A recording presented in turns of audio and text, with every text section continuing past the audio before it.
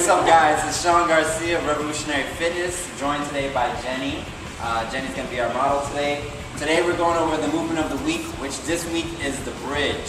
A lot of people are dealing with lower back pains, and it's really due to a real tight hip area. So usually from sitting a lot and being in flex positions a lot, you get really tight hip flexors. So that's going to cause us to have our knees come in a lot whenever we're working out and a lot of imbalances. But because it's so tight on the front side, the back side is usually loose and weak.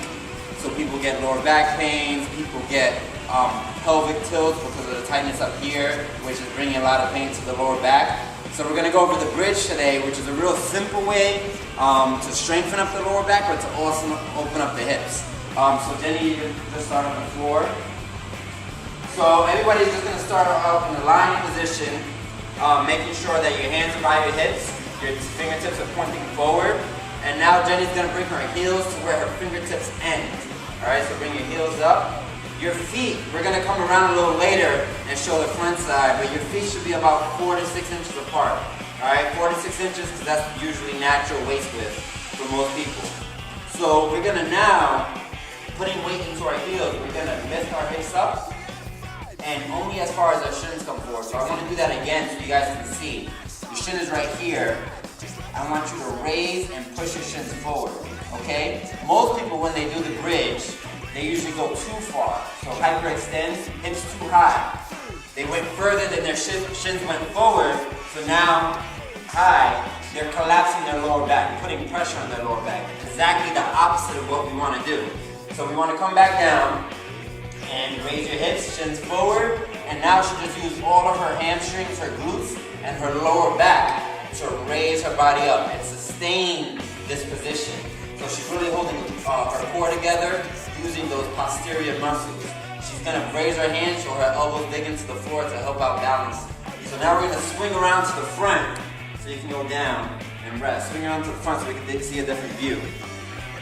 So again, we're going to start with the legs straight, palms on the floor by hip waist, then heels to fingertips. Alright? See, the distance between the feet is about 4 to 6 inches. You want your feet pointing straight forward. And again, raising the hips and shifting the shins forward. You want to maintain that strong posture as you raise your hips. So the knees should be above the ankles. The knees, again, are 4 to 6 inches apart. Very strong structure. If you see right here, her hips are not collapsing one way or another. So collapse one hip, Jenny, so they can see. For most people, you'll see that in the beginning because there'll be an imbalance. One side is stronger than the other. You want to really try to force your hips to both be pointing up and making sure that they're in straight alignment. To progress this movement, we can raise one foot and really isolate one side. So go ahead, Jenny, raise one foot.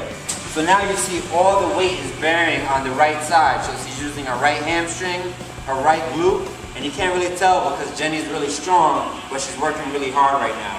So let's switch over. Right leg in the air and hold that one for a little longer. You want to make sure the toe is tucked towards your body when you're doing the single leg and that the thighs are in line with each other, okay? So you don't want the leg too high, you don't want it too low, nice and straight. And Jenny's getting mad at me now because I'm making her hold the position. So bring that foot back down, bring your hips back down, and now we're going to do a couple sets of active bridges. So raising up, squeezing the glutes as you come up, and then coming down without touching the floor. Raising back up, coming down without touching the floor, squeezing, pushing through your heels, and back down, squeezing up. Let's go for 2 more. Nice deep breaths. And last one. Cool.